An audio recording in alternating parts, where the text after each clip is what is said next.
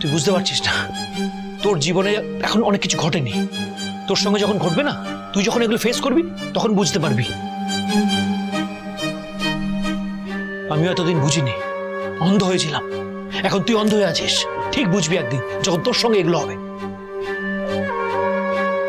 আর সেটাই তো জানতে ইচ্ছে করছে, তোর চোখে দৃষ্টি ফোটালো কে?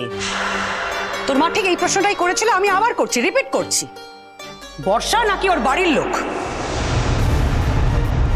পিসমণি প্লিজ আমাকে এসবের মধ্যে জড়িও না, আমি এসবের মধ্যে নেই। না না, তুমি যে এসবের মধ্যে আছো সেটা দেখতেই পাচ্ছি। আমি শুধু অবাক হয়ে যাচ্ছি এটা ভেবে, যাকে ও দুদিন চিনেছে তার কথা ওর কাছে একেবারে বেদবাক্য হয়ে উঠল। আর যাদেরকে ও এতদিন ধরে জন্ম থেকে চিনেছে তারা সব ভেসে গেল। বারে বা, বোধহয় এটাই হয় সংসারের, বোধহয় এটাই নিয়ম। যাকে তোকে খেতে যাওয়ার জন্য ডাকতে এসেছিলাম, তুই তাহলে খেতে যাবি না, তাই তো? বললাম তো আমার বাবা মা আসছে, যে কোনো মুহূর্তেই এসে পড়বে। তো মা বাবা আসছে তো কি হয়েছে?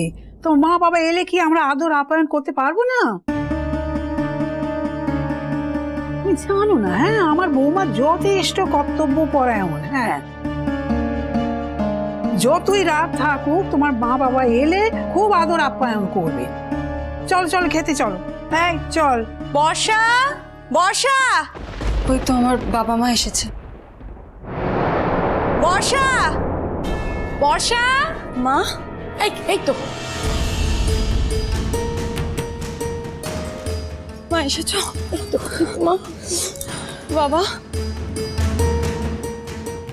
জেঠুমনি ভেতরে এসো, ভেতরে এসো, তোমরা ভিতরে এসো। এমন একটা খবর শুনলাম, না এসে উপায় ছিল না। দাঁড়াও আমি ওকে ডেকে নিয়ে আসি, দাঁড়াও আমি আসছি। কি গো, মা বাবা এসেছে, নিচে চলো। চলো চলো। এই বাবিলায়,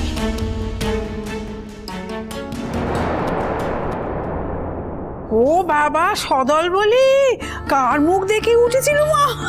এসো এসো, বসো বসো, এসো বাবা, আসুন। চলো তো, এসো। আপনাদের বাড়িতে যে সমস্ত ঘটনা ঘটছে তাতে সদল বলে আসা ছাড়ার উপায় কি? এই রুদ্র কোথায়? রুদ্র, রুদ্র, এসো এসো এসো এসো এসো বাবা, এসো। থাক থাক থাক থাক থাক, প্রণাম করতে হবে না, এসো। থাক থাক থাক থাক, না থাক থাক, প্রণাম করে দেবো। থাক থাক, ঠিক আছে ঠিক আছে ঠিক আছে। থাক বাবা থাক, শরীর ঠিক আছে তো? হ্যাঁ, না খেয়ে কেউ থাকে? আঙ্কেল বসুন বসুন। বসার মতো কি মনের অবস্থা আছে? হ্যাঁ বসা, এনে ধর, টিফিন ক্যারিয়ারটা ধর, এর মধ্যে খাবার আছে, নে। এসো না, এসো এসো বাবা, এসো এসো, বসো বাবা, বসো। বসো। শোন, খাবারটা রুদ্রকে খেতে দে, তুইও খা। হ্যাঁ, কি অবস্থা দেখো তো। খাবার এনেছো? কিসের খাবার? মাসিমা, আপনি এমন একটা ভাব করছেন যেন কিছু জানেনই না। হ্যাঁ, তা আপনার বৌমাটি কোথায়? বৌমা বাড়িতে আছে। সত্যি বলছি, আমি কিছুই জানি না, কি হয়েছে? হঠাৎ মেয়ে জামাই দুজনের জন্য টিফিন ক্যারিয়ারে করে খাবার এনেছেন যে? এই বাড়িতে কিন্তু ওর আরো অনেক ভাই বোন আছে। আমাদের কথা বাদ দিন, ওরা কি বানের জলে ভেসে এসেছে নাকি? আর শুনুন, এবার থেকে যখন খাবার আনবেন, এরকম খাবার আনবেন না যা দুজনের নামে থাকে। এটা একটা যৌথ পরিবার তো, এই বাড়িতে না এরকম কোনো নিয়ম চালু নেই। দেখুন, কথায় কথা বাড়ে, আর আমরা এখানে কথা বাড়াতে আসি। আমাদের মেয়ে কোনোদিনই খিদে সহ্য করতে পারে না, আর না খেয়ে থাকার অভ্যাস ওর একদমই নেই। আজকে এত বেলা অবধিও না খেয়ে রয়েছে, আর আমার তো খারাপ লাগছে ছেলেটার জন্য, ও এতক্ষণ না খেয়ে রয়েছে। আপনাদের বাড়ির কি সিস্টেম সত্যি আমরা জানি না, আমাদের বাড়িতে যদি কেউ না খেয়ে থাকে তাহলে তাদের জন্য তো আমরা খাবার নিয়ে আসবই। আর যেখানে যেখানে আমাদের মেয়েটা রয়েছে তার জন্য তো আনতেই হবে, তাই না? আর অবশ্য অবশ্য এখন তো মেয়ে আর একা নয়, তাই না? এখন আমাদের জামাই তো এখন আমাদের, তাই না? মেয়ে আর জামাইয়ের জন্য তো আমরা খাবার আনবই। এতে তো অবাক হওয়ার কিছু নেই। আচ্ছা আপনি বলুন তো, এরা দুজন এখনো পর্যন্ত না খেয়ে আছে কেন? আঙ্কেল, একটা ছোট্ট ভুল হচ্ছে, মানে শুধু ওরা দুজন না খেয়ে নেই, আমরা সবাই না খেয়ে আছি। আসলে মায়ের সাথে দাদাভাইয়ের একটা গন্ডগোল হয়েছে, সব বাড়িতে যেরকম হয় আর কি। না না, সব বাড়িতে যেরকম হয় তোমাদের বাড়িতে গন্ডগোলের ধরনটা একটু আলাদা। আমরা তোমাদের পরিবারের ব্যাপারে নাক গলাতে চাই না, কিন্তু কথাটা যখন আমাদের কাছ অবধি পৌঁছেছে আমরা সেটা অস্বীকার করতে পারি না। তুমি যে বললে সব বাড়িতে যেমন হয়ে থাকে, আচ্ছা তুমি পরিষ্কার করে বলো তো, তোমাদের বাড়িতে যে ধরনের গন্ডগোল হয়েছে সেরকম গন্ডগোল কি আর 5টা বাড়িতে হয়? আর 5টা বাড়ির সাথে তার কোনো মিল আছে? আঙ্কেল, আপনি ঠিক কতটা জানেন কি জানেন আমি ঠিক জানি না। ধরে নাও সবটাই জানি। সবই যদি জানতেন তাহলে ঠিকটা বলতেন। মেয়ে জামাইকে শাসন করতে আসতেন, তাহলে এইভাবে খাবার নিয়ে আসতেন না আলাদা করে। মা, বৌদি ভাইকে ডাকো। না না, আমরা ওনার সঙ্গে কথা বলতে আসিনি। ওরা না খেয়ে রয়েছে তাই ওদের জন্য খাবার নিয়ে এসেছি। নিজের সন্তান যদি না খেয়ে থাকে তাহলে মা হিসাবে কেমন লাগে সেটা বুঝতে পারেন তো?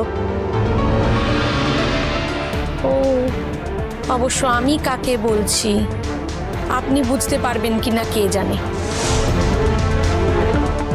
আপনার তো নিজের সন্তান আবার আপনার কাছে থাকে না, মানে আপনি ধরে রাখতে পারেননি নিজের সন্তানকে। আপনাদের বাড়িতে না সবকিছুই বড় অদ্ভুত। কে, কেন, ঠিক কী কারণে কাকে ধরে রাখতে পারেনি সেটা যার জীবনে ঘটে সে জানে।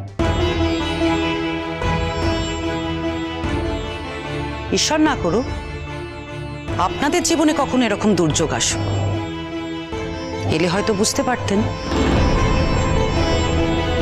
কথাটা বলা খুব সোজা, কিন্তু যার জীবনে ঘটে তার জীবনটা কতটা বেসামাল হয়ে যায়। কি হয়েছে কি? হ্যাঁ, কি হয়েছে? এতগুলো লোকের আওয়াজ শুনতে পাচ্ছি। কি অশান্তি রে বাবা, কি অশান্তি! বাড়িতে টিকতে পারছি না, খাওয়া নেই, ঘুম নেই, এতগুলো লোক খায়নি যায়নি। আগে ভাগে তোলা আমাকে খাইয়ে দিলে, ভাল লাগে এগুলো? আচ্ছা ঠিক আছে, তুমি একটু বসো আগে। দাঁড়া, বসছি। ও বাবা, মেয়ের বাড়ির লোকও তো দেখছি এসে গেছে। কি করব বলুন মাসিমা, মেয়ের এত বড় বিপদ তাই শুনে তো ছুটে এলাম। জামাই তার মার হাতে রীতিমতো মার খাচ্ছে। হ্যাঁ,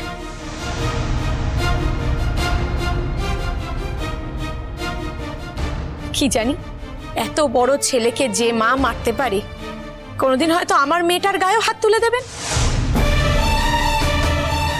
আপনার মেয়ে যদি সে ঔদ্ধত্য দেখায় তাহলে আমি তাকে নিশ্চয়ই শাসন করব দিদি, আপনি নিশ্চিন্ত থাকুন। মিঠি, ওদের জন্য প্লেট এনে দাও, ওরা খেতে বসুক। ওর মা অনেক দূর থেকে খাবার নিয়ে এসেছেন, নিশ্চয়ই সেগুলো বাড়ি ফিরিয়ে নিয়ে যাবেন না।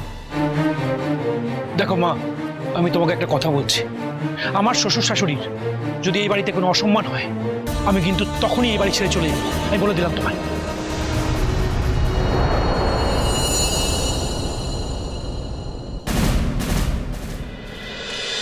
চিরসখা হে